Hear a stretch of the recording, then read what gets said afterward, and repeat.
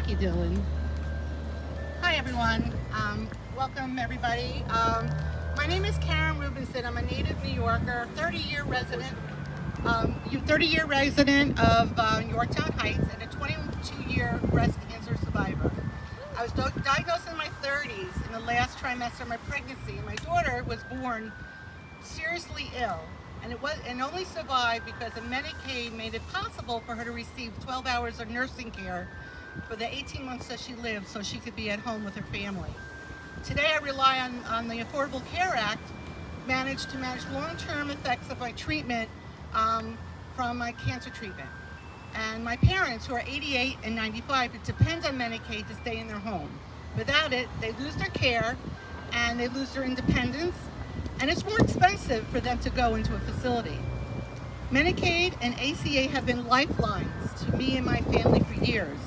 I'm here today not because of politics, but because my Congressman, Mike Lawler, made a calculated decision to cut my parents, my neighbors, and so many New Yorkers who are just like me and need health insurance and need money to survive. He did this so not something good could happen, but so billionaires could get tax breaks.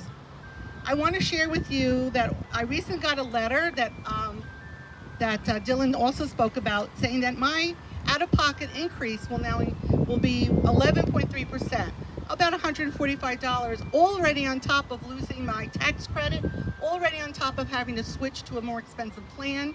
So I am now going to be thousands of dollars for healthcare every month. And this money that is going towards healthcare is not going to put food on my table and put gas in my car. And for my family on one salary, this is catastrophic. For me, I chose to talk about this because I feel that our neighbors and the elderly don't have a voice. And lastly, I want to take care of my parents, my son, my loved ones.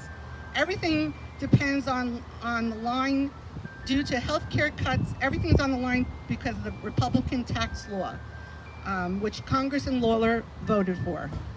I'm wondering why the congressman isn't taking care of his constituents, but himself and billionaires.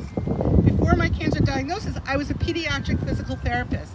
I know firsthand when children don't get Medicaid and they suffer.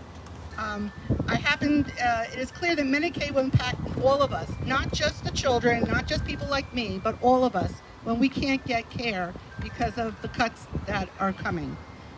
There'll be less services and overwhelmed providers in our district, and people then will go without care. That's the bottom line.